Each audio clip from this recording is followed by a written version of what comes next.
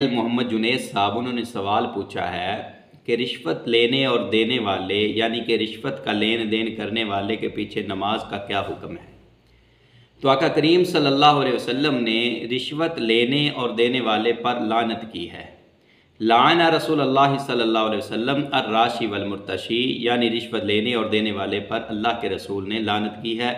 ایک حدیث مبارکہ میں فرمایا الراشی والمرتشی فی النار، کہ رشوت لینے اور دینے والا جہنم میں ہے۔ تو رشوت خود ایک گناہ ہے، رشوت کا لین دین کرنا ایک گناہ ہے، تو اس سے بچنا ضروری ہے۔